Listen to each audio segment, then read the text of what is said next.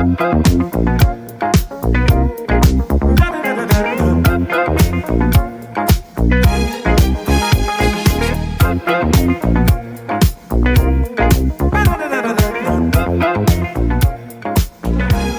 Colegio Internacional Nuevo Horizonte. Estamos en un nuevo episodio en este podcast con dos señoritas alumnas destacadas. Felicitaciones, Angie. Felicitaciones a Loida, quienes son alumnas extraordinarias. El día de hoy tocaremos un tema muy importante, que es sobre todo relacionado a nuestras fiestas patrias. Estamos a poquitos días de cumplir 204 años de nuestra independencia. Y vamos a tocar un personaje de historia, que marcó historia, ¿no? En toda los 204 años, en estos últimos tiempos, como es el expresidente Alberto Fujimori. Bien, pero sin antes quiero que se presente Loida. ¿Qué grado estás? ¿Cómo te llamas? Aunque ya has hecho muchos podcasts, y bueno, pero es necesario siempre la presentación. Loida. Gracias, maestro Walter. Yo soy Loida Nicole Quispe Portillo, pertenezco al grado de quinto B de secundaria y estoy muy alegre de estar presente en esta oportunidad para poder hablar un tema muy interesante que es de la historia del Perú. Muy bien. Estamos con otra de sus compañeritas. Por favor, preséntate. Gracias. Soy Angie Belén Jove Canaza. También curso el grado de quinto de secundaria. Y muchas gracias también por haberme invitado a esta ocasión para hablar sobre este tema tan controversial en cierto modo también. Sí, ¿no? Bueno, la historia de Fujimori, haciendo una introducción, nos los han contado los padres o quizás los abuelos, lo han leído o lo han tenido que leer en algún texto, en alguna información oficial, ¿no? Para poder venir y decir sobre Fujimori. Quiero felicitar a las dos alumnas quienes han tenido que investigar sobre todo el caso, toda la historia, ¿no? De los dos, o hasta que ya estaba empezando el tercer periodo de gobierno de Alberto Fujimori. En tal sentido, vamos a empezar por lo siguiente. Loida, antes de Fujimori, a ver, un poquito de historia, ¿no? Fujimori empieza a postular, obviamente, los años 90, ¿no? O empieza a gobernar 90 hasta el 2000, pero antes de los 90 estaba, en este caso, Alan García Pérez, Sí. ¿no es cierto? Alan García Pérez. ¿Qué conoces? ¿Cómo eran las elecciones? ¿No? ¿Cuál era la posición que tenía Alberto Fujimori con su otro candidato opositor, que era Mario Vargas Llosa, ¿no? Porque ambos habían salido ya para ser presidente, ¿no? Entonces, ¿qué conoces sobre la campaña, sobre las propuestas que hizo Fujimori en ese entonces? Bueno, Fujimori fue un presidente que marcó historia bastante en el Perú. Cabe decir que Fujimori nació el 28 de julio de 1938. Sus padres son de una pequeña parte de Tokio. Entonces sus padres se tuvieron que venir a Lima. Al venirse a Lima nació Fujimori, en el cual era un destacado estudiante. En las entrevistas que tuvo Alberto Fujimori, trata de decir de que él era un buen estudiante brillante, aunque no tenía la economía como tal, pero era un buen estudiante. Se graduó en la carrera de ingeniería agrónoma. ¿Y por qué agrónoma? ¿Por qué? Porque sus padres, al venirse a Perú, fueron, por decir, agricultores. Ayudaban a la agronomía, a la ganadería y así. Es por eso que Alberto Fujimori tuvo inclinación a esta carrera, en lo cual ayudó bastante. Gracias a esta carrera que tuvo, Fujimori convenció a bastantes personas. ¿Por qué? Porque la mayoría de las personas que tratan de lanzarse solamente ayudan a la gente para ganar más votos. Y Fujimori se podría decir que hizo lo mismo. ¿Por qué? Porque él tenía su tractor y ayudaba a la gente con bajos recursos en los lugares urbanos. Iba a ayudarles con su tractor y se hace más conocido porque él caminaba con su tractor en las calles, para que se haga así más conocido Fujimori. Bueno, para poder poner en contexto, en los años de 1938, 39, 40, estaba empezando la Segunda Guerra Mundial y precisamente Japón y los países vecinos estaban en pleno auge de la guerra. Entonces, llegaron migraron muchas personas de esos lugares que estaban en guerra y llegaron al Perú. Sí. Y el Perú pues les abrió las puertas y efectivamente los japoneses, los chinos y muchos otros países que estaban en guerra llegaron a tierras quizás vírgenes, han colonizado la selva, llegaron a lugares donde ellos podían, de pronto ya con la experiencia que tenían en la agricultura o otro tipo de industrias, pues llegaron al Perú, ¿no? Pero, Angie, bueno, la pregunta era para Loida, pero espero que tú, Loida, lo puedas contextualizar. ¿Qué? Fujimori ha tenido que lindar para ser presidente en ese entonces con el escritor Mario Vargas Llosa, ¿no? Que era del partido de Fredemo, Frente Democrático. Sí. ¿Cuál fue la posición de Fredemo, de Mario Vargas Llosa y Fujimori? Porque uno de ellos tenía que ser nuestro presidente del Perú. ¿Cuáles fueron las propuestas de ambos personajes? Bueno, una de las más resaltantes que fue con la que también inició lo que era shock, porque justo en el momento en el cual Alan García, el gobierno de Alan García de hecho, pues ese gobierno pues se encontraba en una crisis económica fatal, porque estaba sufriendo una hiperinflación galopante. Entonces, para eso es en donde Mario Vargas Llosa y Fujimori debaten. Entonces, Fujimori dice, no hay shock. Pero Mario Vargas Llosa ya también estuvo un poco más a favor de eso. Porque él decía también como que va a ser necesario para el Perú. Entonces, como en el momento de Alan García también haber ganado lo que son los votos de las personas, es en donde, pues, 2 días después, hace lo que es el Fujishock. Claro. Loida, lo que queremos que nuestros amigos, estudiantes, profesores, padres de familia que nos están observándonos, pues no podamos contarles de la historia real que pasó en ese entonces, ¿no? ¿Por qué hizo, si Fujimori no quería el show? Sí.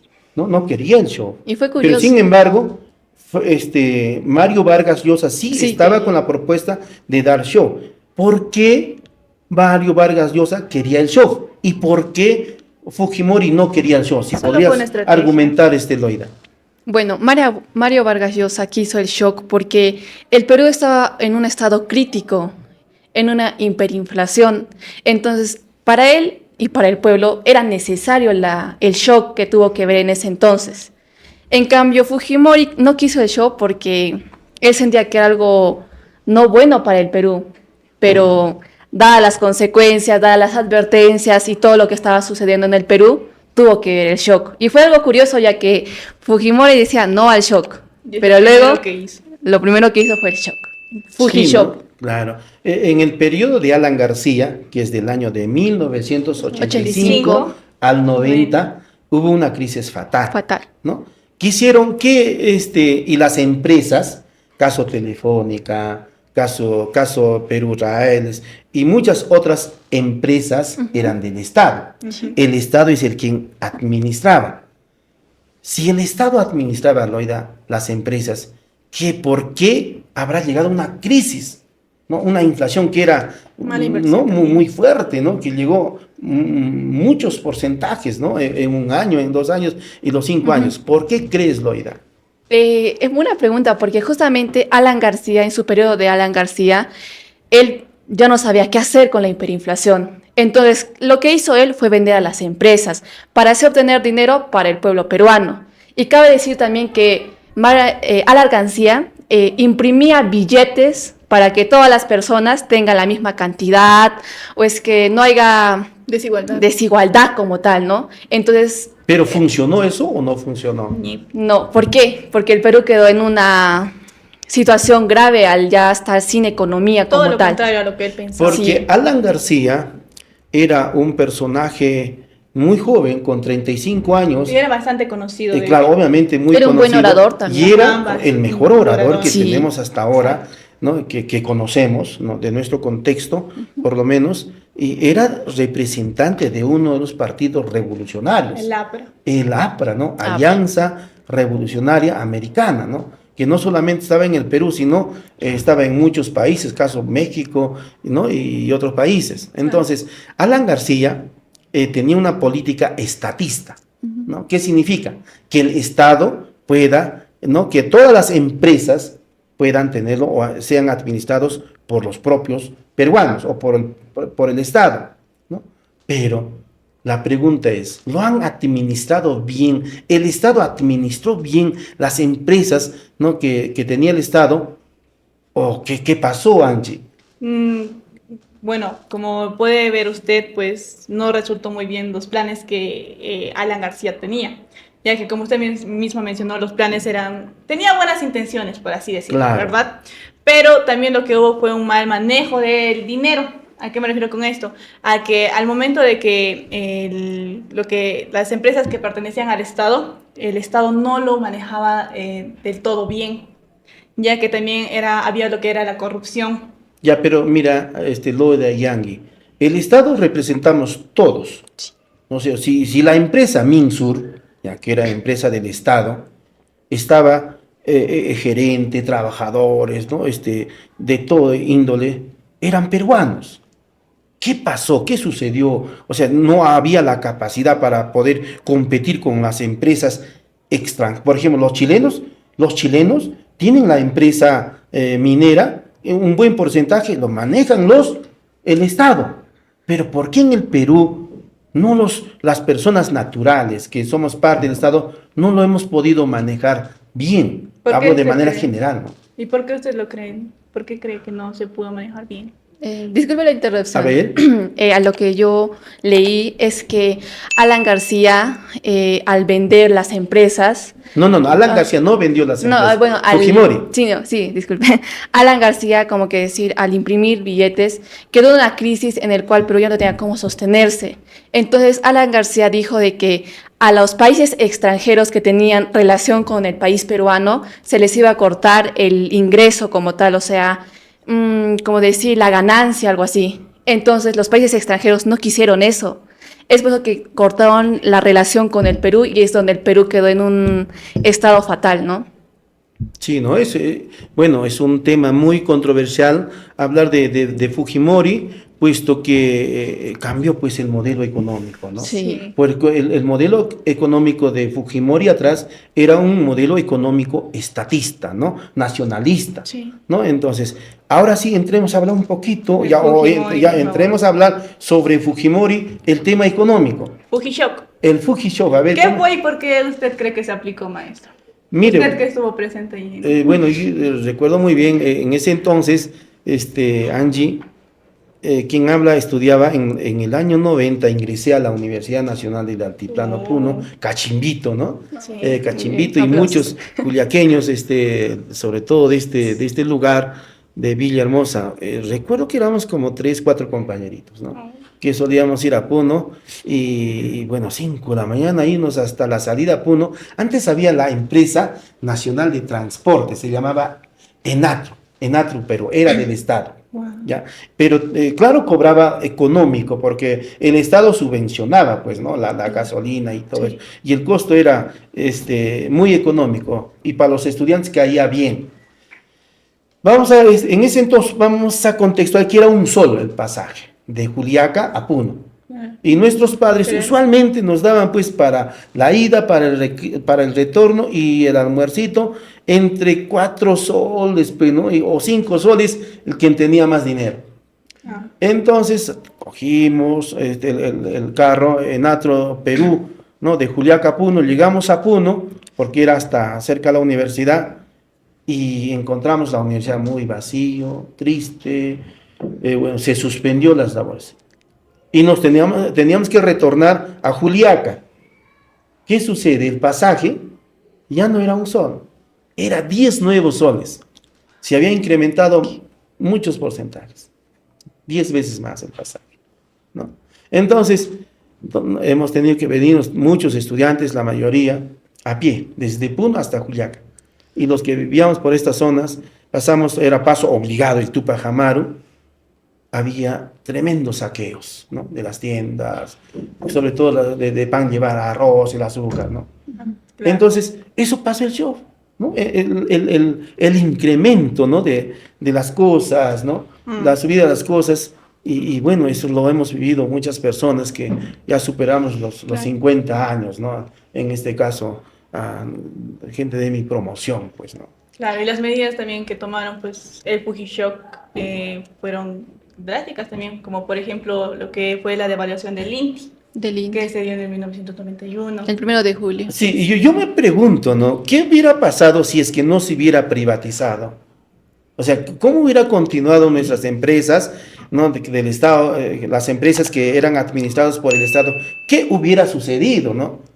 Y de hecho que Fujimori, por su situación como profesor que era de la agraria La Molina, ¿no? Era rector, él tampoco no hubiera pensado. Pienso que hubo ya recomendaciones del Fondo Monetario Internacional y otros organismos internacionales. ¿Por qué? Porque el Perú, como decía nuestro sabio Antonio Raimondi, el Perú está sentado en un banco de oro. Tenemos riquezas naturales, sobre todo las riquezas mineras, que hoy por hoy son pues los que mantienen a las grandes empresas, ¿no? Industriales, ¿no? Claro. Pero también hay cierto aspecto negativo también, ¿no? El momento en el que Fujimori prácticamente arregla cierta parte de la economía peruana, como por ejemplo la venta de las empresas públicas. Sí. Se vendieron acerca de más de 200 empresas públicas, como por ejemplo Telefónica del Perú, lo que es Entel Perú, Electroperú y otras más. Claro, ¿no? Mira, las empresas que menciona acá Angie, son muchas empresas, ¿no? Que el Estado los tenía, pues, ¿no? En administración. Los ha vendido, como quien dice, hasta ahora escuchamos, a precio de, dice, no esa palabra, a precio de huevo, o sea, precio muy regalado, precio de huevo. ¿No? Claro. Y obviamente, las empresas, eran empresas estratégicas, ¿no? Caso Telefónica, por ejemplo, ¿no? Caso los recursos naturales, y son administradas por los privados. No, fuese bueno quizás por propios peruanos, los peruanos más ricos podemos decir, pero son de empresas extranjeras. Eso es lo que quizás nos mueve, nos remuerde cuando sentimos el nacionalismo. Claro, porque no es tan favorecedor para nosotros decir que cierta empresa también es extranjera en un lugar que es de nosotros, nuestra nación. Claro. Por ejemplo, la empresa de Telefónica del Perú también al momento de su comprador fue España. Exacto, Telefónica España. Y los problemas que hubo con esto es que hubo sobornos a los funcionarios. Y eso pues es algo también muy controversial y cuestionable. Sí, ¿no? Entonces, en la parte económica, Loida, que hizo Fujimori, bueno, para otros muy bien, pero para otros muy mal, ¿no? Entonces estamos en una controversia, pero desde ese momento el modelo económico que tenemos es un modelo económico medianamente entre privada y el Estado, ¿no? Vemos también en el tema educativo, aún todavía el Estado pues mantiene casi el 75% está a cargo del Estado, ¿no? Y bueno, claro, hay empresas que donde hay más ganancias, caso los minerales, creo que el Estado no administra nada, ¿no? Es al 100%. ¿Cuál es tu opinión hoy en ese aspecto? Yo la verdad estoy a favor de que haya existido el Fujishop, ya que gracias a eso el Perú está como está ahora. O sea, mejoró en una parte, sí mejoró bastante, porque en ese entonces la economía estaba muy mal y cabe decir que nos preguntamos cómo se hubiera sentido o cómo se hubiera sentido usted que de un día para el otro cambie sus monedas por el sol, o sea, el INTI al sol, los ahorros. Es algo muy drástico para las personas que también pasaron ahí. Pero como dijo Nicolás Maquiavélico, el fin justifica los medios. Entonces, esto ayudó bastante a Perú en que la hiperinflación bajara y el Perú esté como hoy mejor y ya pues sin la hiperinflación como tal.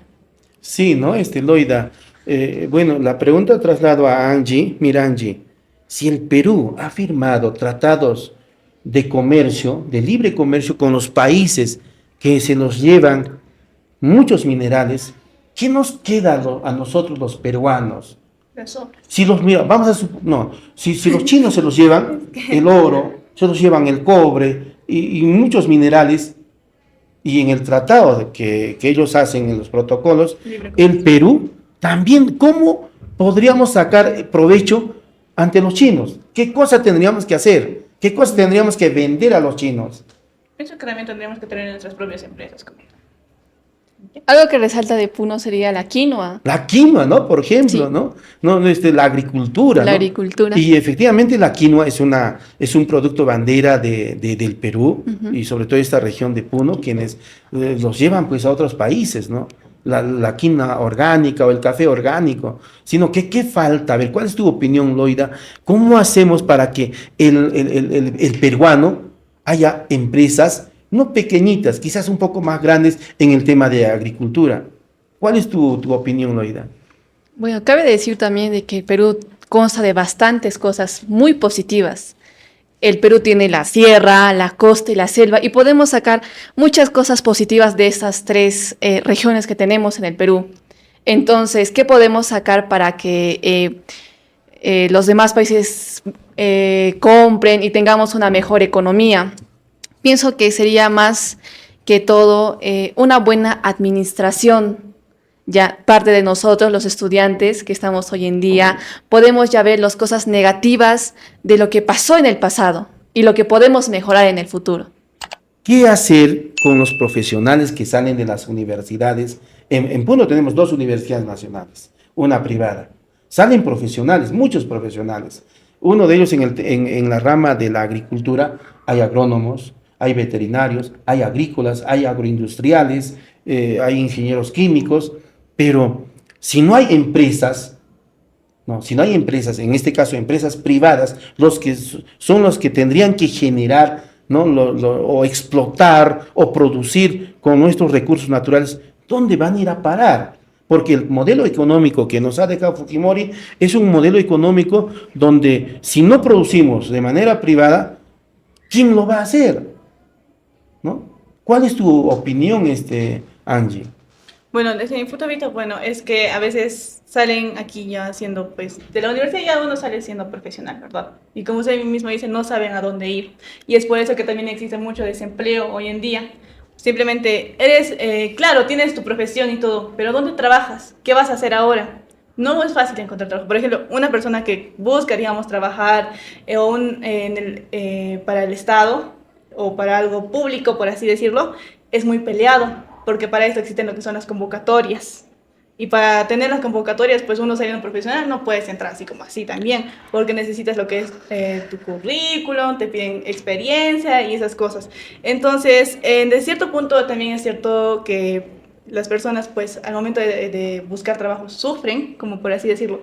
Claro, hay otros que, por ejemplo, está lo que es el nepotismo. No, pero mira, Angie, es que en este modelo económico no es que el Estado va a ser una empresa, sino que tendría que el Estado apoyar a la gente privada para que haga empresa. Porque si el Estado va a hacer empresa, ya no es un modelo económico liberal. Pero usted cree que el Estado tiene también suficiente dinero como para apoyarlos también. Por supuesto. Bastante. Mira, para apoyarles, capacitarles, ¿Y buscar por qué no lo mercado. hacen? Eso, ¿por qué no lo hacen? ¿Por qué crees que no lo hacen? Digamos, un gobierno municipal de un distrito, de una provincia, ¿por qué no lo hacen? Porque simplemente las personas no, o sea, el Estado prácticamente los deja botados así. Claro, ellos buscan los beneficios para el Estado, simplemente para las personas, para la comunidad, pero ¿usted cree que prácticamente el Estado va a tener para todos? Obviamente, nosotros decimos el Estado pagamos los tributos, pagamos todo. Los impuestos, todo eso, ¿no? Exacto, pero el Estado no lo inversiona o no lo mantiene como debe ser. Tal vez lo mandan a otros lugares, también existe lo que es la corrupción y estas cosas. En este caso, para Loida, ¿qué función tendría que cumplir el Estado en este modelo económico que nos ha dejado Fujimori, que es un Estado, tampoco podemos decir que es un Estado que administra el sector privado tal como debería de ser, o filtra, ¿no? Si no es un mercado, mercado libre, así llaman, o lo denominan. ¿Qué tendría que hacer el Estado para promover empresas privadas muy competitivas a ver, si nos situamos acá en Puno, en Arequipa hay empresas privadas en el tema de agricultura que exportan a otros países sus productos. Y los puneños no podemos hacer con la agricultura, sí, pero de pronto con algunos, con la lana, por ejemplo. Bueno, porque la minería, mira, la minería es una extracción para grandes empresas, una inversión grande. Pero la agricultura o pequeñas actividades económicas que sí podríamos competir, ¿cómo lo hacemos, Loida? ¿Qué piensas tú como estudiante de secundaria? ¿Cómo salir en el tema económico que nuestra región de Puno sea grande, en otras palabras? Claro, como cualquier estudiante o persona podría decir que apoye el Congreso, el Estado, pero como todos sabemos, no lo va a hacer, ¿ya? Porque el Estado se podría decir que no está tanto en esas cosas como tal, ¿no? Pero yo pienso de que más que eso deberían hacer de uno mismo, porque yo siento que no depende todo del Estado. Podemos tener la iniciativa, formar una congregación o una asociación, una cooperativa, algo así, ¿no? Y crecer uno solo. Y poco a poco las ganancias van a entrar para uno mismo y así crecer una empresa privada. No siempre tenemos que depender del Estado como tal, que podría ser el Estado. Muy bien, ¿no?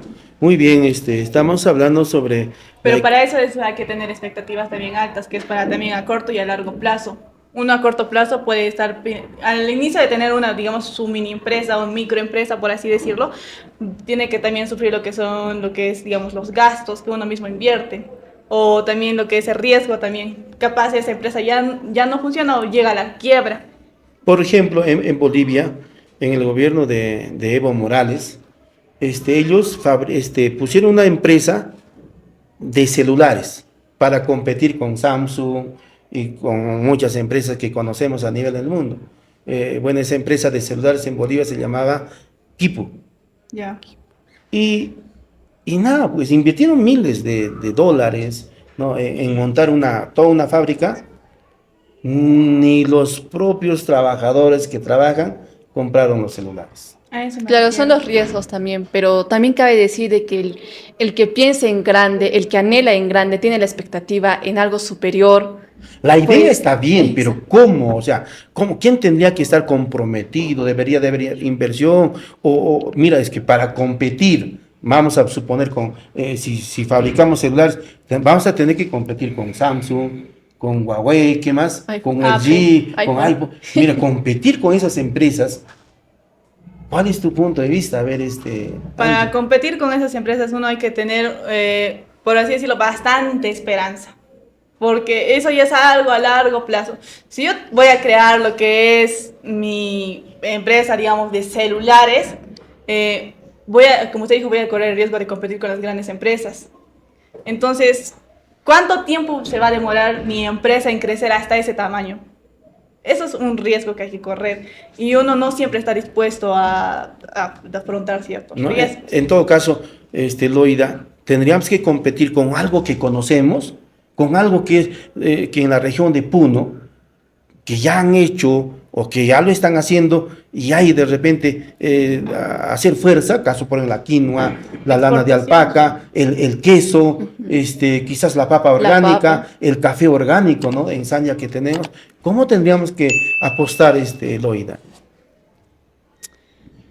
Más que apostar, pienso de que al innovar una nueva cosa, un nuevo proyecto, pienso de que siempre va a haber el apoyo puneño, como se podría decir, como usted dice, en Puno. Siempre va a haber el apoyo puneño para que así las empresas privadas crezcan. Entonces, claramente, como mi compañera Angie dijo, va a haber riesgos, pero siento de que al uno innovar algo, pues si está decidido, yo siento que sí lo cumple. Alberto Fujimori tuvo un personaje muy conocido su mano derecha. Vladimiro Montesinos. Montesinos. Vladimiro Montesinos, que aún todavía está en vida. Sí, en la cárcel. Dicen las Va a noticias. salir al año. Ah, sí, ¿no? Al año 2026. Y va a postular o va a ser Exacto, sí. obviamente un personaje que va a dejar hablar mucho, ¿no? O Sí. todos van a hablar de Vladimiro. ¿Cuál es tu opinión de de Vladimiro Montesinos? Vladimiro Montesinos, como usted dijo, era la mano derecha de Alberto Fujimori. Pero cabe decir de que Vladimiro Montesinos era el que organizaba la parte económica. Pero hablando de Vladimiro Montesinos, yo creo que tuvo bastantes faltas en el Perú, ya que gracias a eso salió los Vladivideos. Y los Vladivideos se refiere en que se filtraron videos donde Vladimiro sobornaba a personas con dinero. Entonces yo creo de que si llega a salir y postula, no sé, no estoy convencida de eso. Teniendo en cuenta que también Vladimir Montesinos, pues, fue una persona de gran confianza para Alberto Fujimori, también cabe resaltar que mientras prácticamente se dicen, o bueno, las personas cercanas a Fujimori dicen que prácticamente Fujimori fue la marioneta de Vladimiro Montesinos. Porque Vladimiro, por ejemplo, en la campaña de Fujimori, ciertas cosas que él hacía para ganar el voto, todo eso era gracias también a Vladimiro Montesinos. Él decía, haz esto, haz aquello, encontré estas pruebas. Incluso para lo que era, como en ese entonces Fujimori estaba compitiendo con lo que es Mario Vargas Llosa, Vladimiro encontraba pruebas que eran muy desfavorecedoras para María Vargas Llosa. Como por ejemplo, en una entrevista, María Vargas Llosa había afirmado que había probado lo que es la marihuana. Entonces, Vladimiro indagó y buscó eso, e incluso tenía esa prueba para también desacreditar a Mario Vargas Llosa, para también bajarle de su puesto en el momento de postularse. Entonces, aquí es en donde Vladimiro también, junto a Fujimori, es en donde también cometieron varios crímenes. Por ejemplo, encubrían a lo que es también los actos crueles que hacían las fuerzas militares, como por ejemplo el Grupo Colina. Así es. Exacto, entonces a eso también es como que Vladimiro es una persona muy, en cierto modo, odiada también por ciertos peruanos, o también por las personas que vivían en ese entonces, por las cosas que se enteraron, por los Vladivideos, por la corrupción que hubo, por el robo que hizo, y etcétera. ¿Qué pasa si no hubiera habido Vladimiro Montesinos? Porque dicen los textos, Vladimiro Montesinos era un estratega militar, Sí, ¿no? sí. Entonces, ¿qué hubiera pasado, Loida, si es que no hubiera habido Vladimiro Montesinos? Cabe decir como Vladimiro Montesinos era la mano derecha, tal vez si Vladimiro no hubiera estado ahí, tal vez nunca hubiera pasado el ganador de Fujimori ser presidente, tal vez nunca hubiera habido el terrorismo, tal vez nunca hubiera, el corte del terrorismo, que gracias a Alberto Fujimori también se cortó el terrorismo. O sea, las cosas hubieran sido diferentes a lo que era. Ya estamos hablando en este caso de Sendero Luminoso y el MRTA. Movimiento Les comento de Revolucionario que en los años 88, 89, bueno, se volaban las luces, ¿no? Toda la noche no había luz, Apagones. volaban los apagones, había voladura de torres de energía eléctrica, entre otras. Claro, ¿no? de cierto modo también para el gobierno de Fujimori, la derrota o lo que es la captura también de Abimael Guzmán, quien era el líder de Sendero Luminoso, fue algo muy favorecedor para su gobierno, ya que al momento de que, bueno, poniendo un poco de contexto, ¿no? Bueno, Sendero Luminoso fue una organización terrorista que inició su lucha ya por el año de 1980 ya. Así es. Entonces, para estas fechas ya Sendero Luminoso era lo que amenazaba a las personas, más que todo de las zonas rurales, mataba a personas. Y ya para 1990 es en donde ya controlaba lo que eran las zonas rurales, además de que amenazaba a Lima. Y es por eso que Fujimori prácticamente planeaba o priorizó la derrota del terrorismo, basándose en sus estrategias, que era también la mente de Vladimiro, que como usted ya mencionó, tenía lo que era también contactos así como con la fuerza militar y también lo que es más inteligencia, como por ejemplo de lo que es el Grupo Especial de Inteligencia. El SIN. Exacto. Entonces, la captura de Abimael Guzmán fue algo muy positivo para su gobierno. Como usted ya supongo recordará, esos momentos en los cuales pues el terrorismo pues ya era algo muy común en las zonas rurales. Entonces, para estos en donde Abimael fue capturado específicamente el 14 de septiembre. Exacto, de 1990 y... Pues. Muy bien.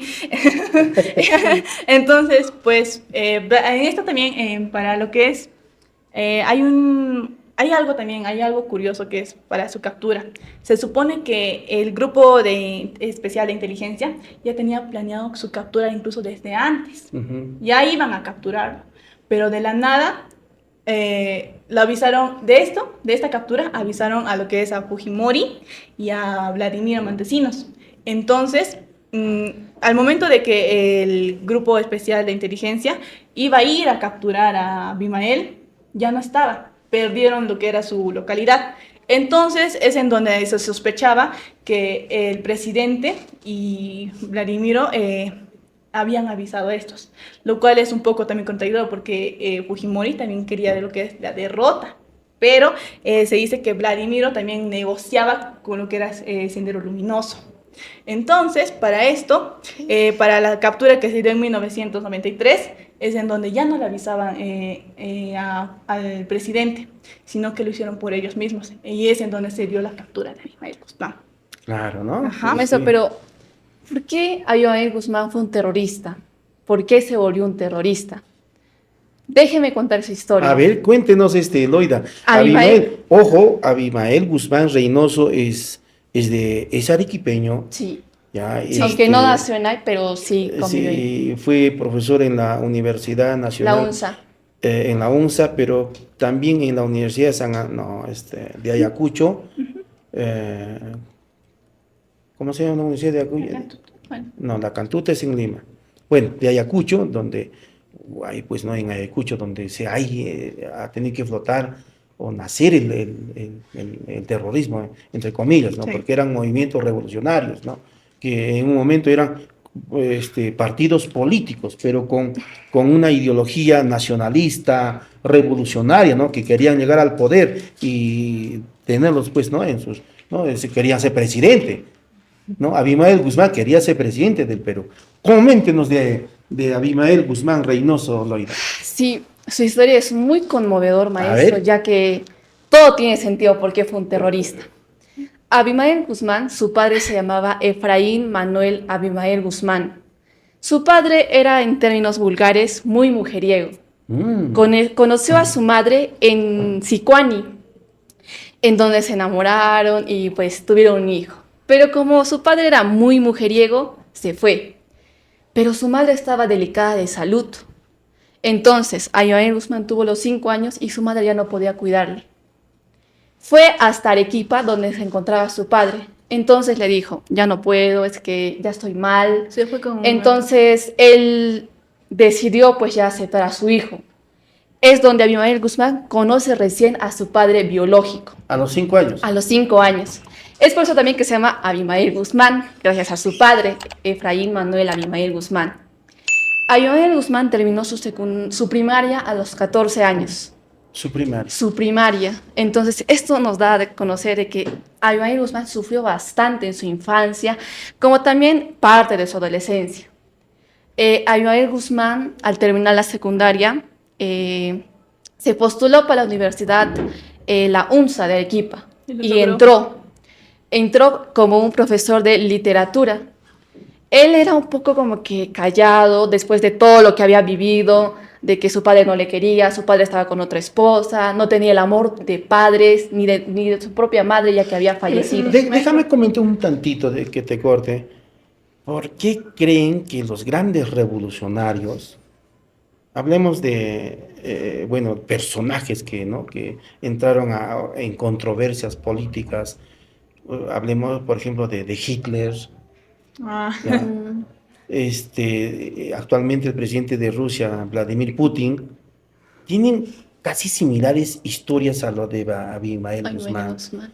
O sea, tienen algo escondido bueno, si ustedes estudian personajes de esa naturaleza, en su mayoría, ¿no? O sea, Tiene una son historia triste. triste, dolida, abandonada, ¿no? Continúa Loida. Ya, maestro. Después de eso conoció un maestro en el cual él era como tipo de violencia, pegaba a las influencia. alumnas. Exacto, fue su influencia para Abimael Guzmán. Sí. Entonces él despertó la curiosidad de Abimael Guzmán.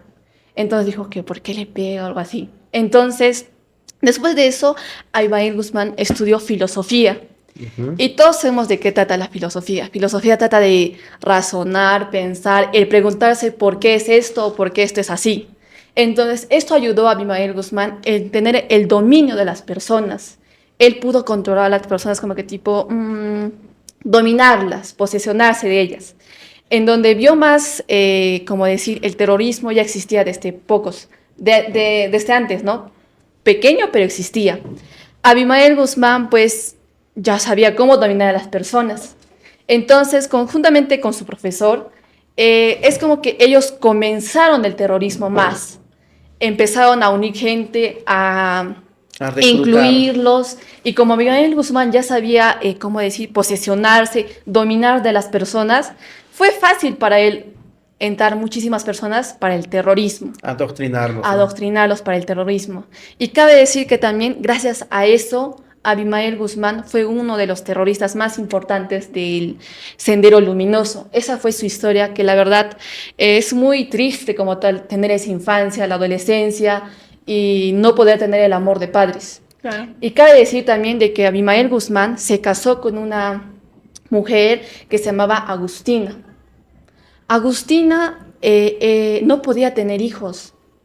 Entonces ella también era una profesora, se conocieron en la universidad. Como no tenía poder hijos, ella se salió de la universidad por la frustración de no poder tener un hijo. Entonces él le apoyó ya entonces a Abimael Guzmán. Es por eso que el Sendero Luminoso, el 40% era de mujeres.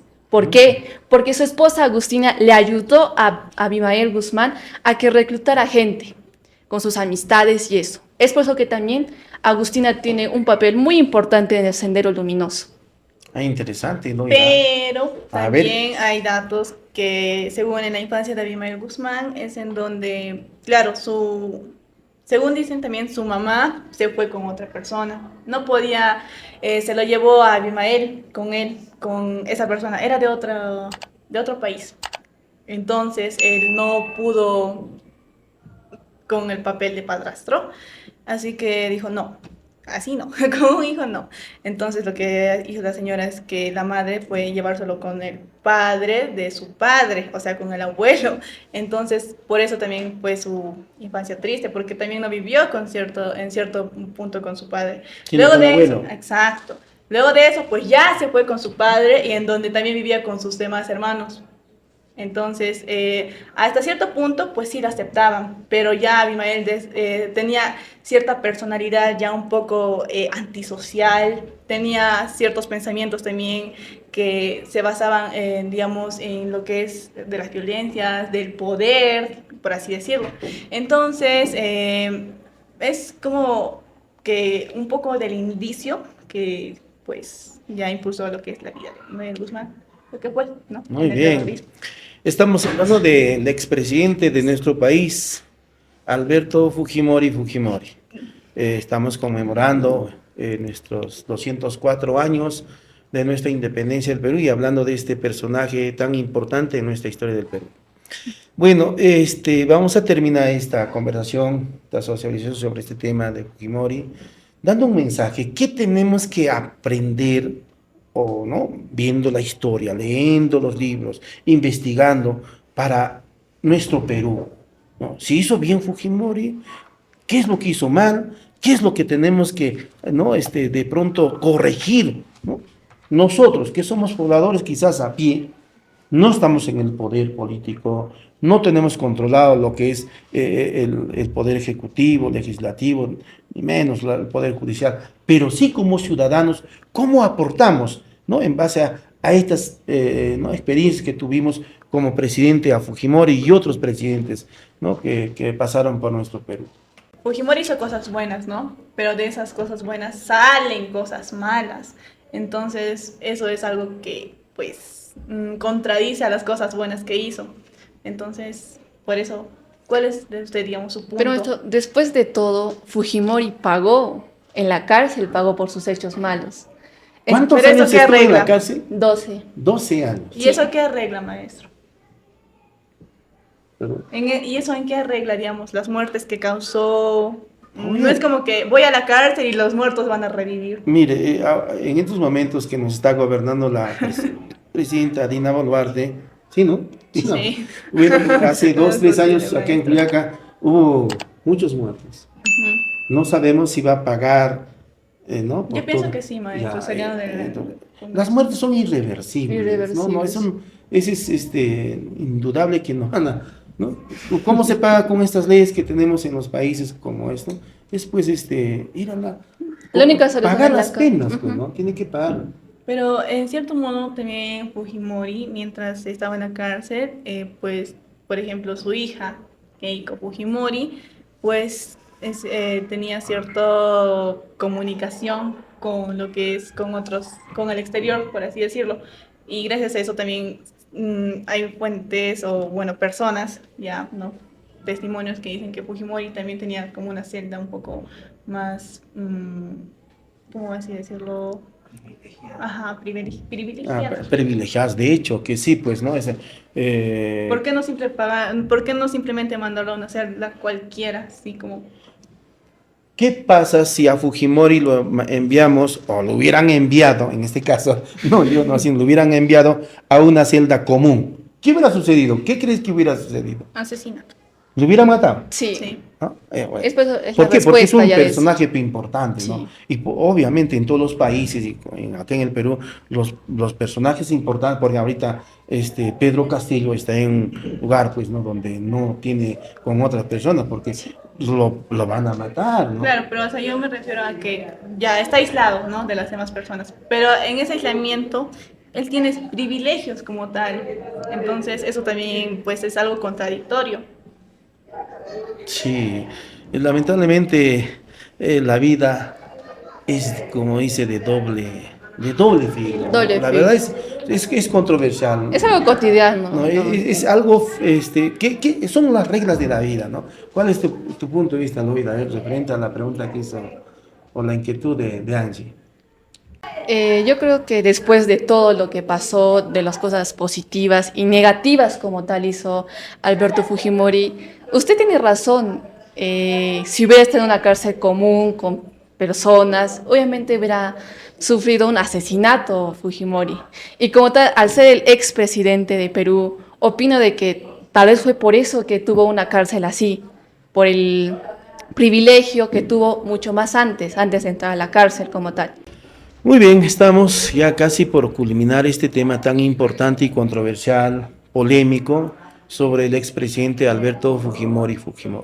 Son dos señoritas que en esos tiempos no han vivido, pero han tenido que investigar libros. ¿Cuántos libros investigaste? A ver si puedes mostrarlas. ¿Tienes referencias bibliográficas? Por favor, Angie. Bueno. ¿Cuáles son los libros, las páginas que entraste en internet? Uno no viene pues aquí sin haber investigado, básicamente, ¿no? Sí. Angie. Vi los informes de la DICORTE, de la Comisión de la Verdad y Reconciliación, o sea, el CBR, también de la ONU, del INEI y algunos datos bibliográficos de periodistas, por ejemplo, en ese entonces, testimonios de personas, de las personas que fueron pues afectadas en ese entonces por el terrorismo. Caso por el Cantuta, Barrios Barrios Altos, Altos. ¿no? Y muchos que hay testimonios, Sí, ¿no?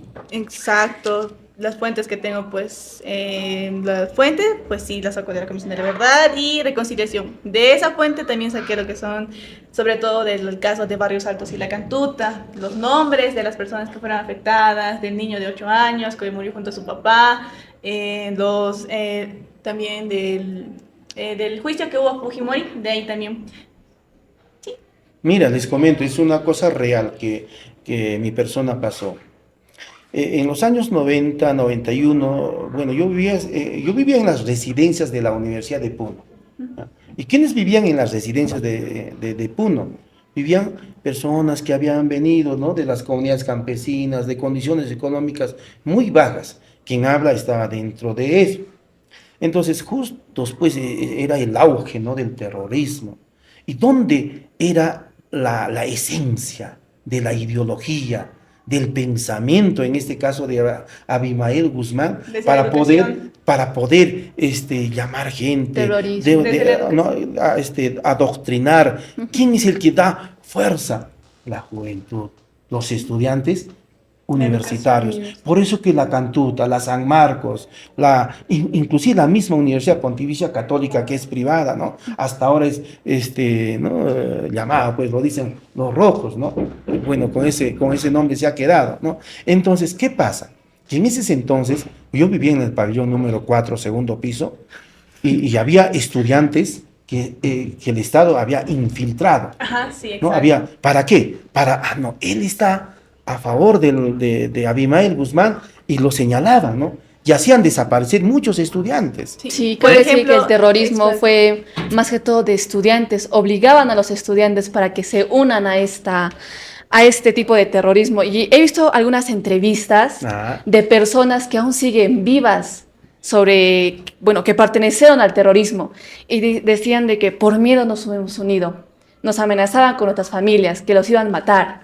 Entonces hay estudiantes que aún viven en la actualidad. por supuesto, ¿no? Sí. Y les estoy contando cosas reales donde de pronto había un dirigente, obviamente nos leía de quién era Abimael Guzmán, y todos los libros de Marx, ¿no?, de Federico Engels, Ah, ¿no?, claro, que la eran influencia libros de Marx. que te posicionaban con una ideología pues nacionalista, ¿no? Y eso cae bien a los jóvenes, no cae bien. Entonces, ¿qué pasa? Los militares entraron a la universidad. Exacto. Por ejemplo, lo que pasó en la Cantuta, lo que pasa es que para ese entonces, como usted mismo dijo, el terrorismo se estaba posicionando también en lo que son en nuestra educación. Entonces, en el caso de la Cantuta, la universidad se encontraba rodeada por lo que son los militares, fuerza militar. En cada pasillo había un militar, Así en es. la puerta, Así es. vigilaban, incluso daban rondas en las noches, no descansaban. Por supuesto. Entonces, de acuerdo a esto, en el caso de la Cantuta, es en donde de la nada, pues un grupo, llamado también el grupo Colina, no sé si usted lo conocerá también, ¿no? Fue un grupo clandestino que fue pues creado en el ejército peruano. Los paramilitares, ¿no? Exacto, sí. Y bueno, su objetivo principal era eliminar a todos los terroristas peligrosos, según ellos. Entonces, lo que hicieron fue ingresar a la universidad y todo esto, pues, ¿cómo ingresaron? Pues gracias a un agente que estaba pues en la puerta, el que prácticamente se encargaba de cerrar la puerta, daba permiso de ingresar a los demás. Ese recibió una orden de su superior, que también era militar, para que los del Grupo Colina entraran a la universidad. Dentro de esto estaba infiltrado un estudiante y un maestro. Después de estos se dirigen a lo que son a las habitaciones, en donde es aquí en donde pues secuestran prácticamente a lo que son a los nueve estudiantes y al maestro. De estos simplemente, e incluso entraron en la mañana. Los raptan, se los llevan y se dirigen como para un basural, en donde lo conocían como la boca del diablo. Aquí es en donde los fusilan prácticamente, los matan, los entierran. Y ya para el siguiente día o 2 días después es en donde ellos dicen no, tenemos que eliminar esos cuerpos porque en cualquier momento lo van a encontrar. Lo que ellos hacen es que desentierran los cuerpos y los llevan a otro lugar más alejado. Entonces aquí es en donde pues las familias de los desaparecidos denuncian, dicen qué pasó, por qué no aparecen. Entonces es en donde prácticamente aquí el Congreso, el gobierno es en donde dice no tenemos nada que ver. Tal vez simplemente fueron desaparecidos por el terrorismo. Incluso los del Grupo Colina decían que ellos eran terroristas. lo hicimos porque eran terroristas, según ellos. Entonces, para esto, una de las pruebas contundentes es en donde de la nada, para el Congreso, para los que estaban investigando acerca de este caso, es en donde les llega un croquis, en donde les mandaba la ubicación, en donde se encontraban los cuerpos, exacto. Entonces aquí es en donde se dirigen ahí y efectivamente, ahí estaban los cuerpos, estaban calcinados, porque como yo les dije, tenían miedo, ¿verdad?, de las evidencias. Los quemaron y ya los botaron ahí, los huesos. Y había una clave también, que era una llave. Una de esas llaves le pertenecía a un estudiante del cuarto de la universidad. Exacto, no del cuarto, sino de la casa del familiar. Entonces, con eso comprobaron que sí era eso. Entonces, pues es un poco también controversial porque el Congreso pues tapaba esto, los daba como inocentes al grupo de la colina, porque pues prácticamente incluso hay una declaración de un ex miembro del grupo de la colina en donde decía: nos decían que éramos héroes, pero después nos dejaron solos. Montesinos nos usó y luego quiso eliminarnos. Y esto pues fue de las confesiones que se hizo en el juicio de Fujimori. Interesante, muy bien, felicitaciones, has investigado. Y para Loida, ¿qué libros, qué referencias investigaste, ¿no? Sobre Fujimori? Si podrías citar algunos libros. Claro, maestro, también quisiera agregar un punto importante también sobre el gobierno de Fujimori. Fujimori, al ser presidente, ya tuvo una bastante alegría en su país natal, ya que fue Notión, en donde los que habitaban ahí... natal, hablamos de Japón. Sí, Nippon. En donde era su ciudad natal de sus padres como tal. Entonces, vi unas entrevistas en donde va una señorita a preguntar sobre qué opinan de Fujimori. Y cabe decir que los habitantes de Nippon están muy orgullosos de Fujimori porque fue el primer presidente de esa parte que entró al Congreso peruano. Y todavía cabe decir que hicieron un mural donde decía Perú, con nuestra bandera rojo, blanco y rojo. Entonces, ¿qué esto trata de decir? De que en este pequeño pueblo nipón hubo una gran alegría y hicieron conocer más al Perú, sus platos, sus riquezas y etcétera. Perú tuvo una gran historia también en diferentes países, gracias también a Fujimori. Sobre todo por los cosas que hizo. Bueno, hay mucho que conversar sobre este tema de Fujimori. Terminamos aquí. Le quiero felicitar a cada uno de ustedes. Se nota que han investigado, han leído, y queremos decirles a todos los que nos están viendo, los alumnos del Colegio Nuevo Horizonte, con estos episodios de podcast estamos leyendo, estamos investigando. Se han dado cuenta que hacer lectura es muy bonito, ¿no? Y cuando uno hace lectura, tiene para poder argumentar mucho sobre el tema que estamos tocando. Muchas gracias y su despedida, Angie. Bueno, gracias a usted, maestro, gracias por nuestras fiestas patrias, a ver. Sí, felices fiestas patrias. Bueno, la fecha en la que nos ven tal vez, pero este mes pues es el mes patrio. Felices fiestas patrias, que la pasen bonito y pues fue una experiencia muy bonita estar acá. Muchas gracias, maestro. Muy bien. Loida. Bueno, ante todo, gracias, maestro Walter, a esta invitación, ya que fue muy interesante hablar sobre Alberto Fujimori. Y más que aprender de esto, nos cabe a nosotros que nos los quedamos en nuestra memoria. También relacionado a las fiestas patrias, ya que gracias a esto también el Perú está con una estabilidad mejor. Entonces, felices fiestas patrias. Se trata de entender del tema, mejorar y pues así lograr un Perú mejor. Muy bien. Listo, diremos los tres juntos. Viva el Perú, ¿ya? 2 y 3. ¡Viva el Perú!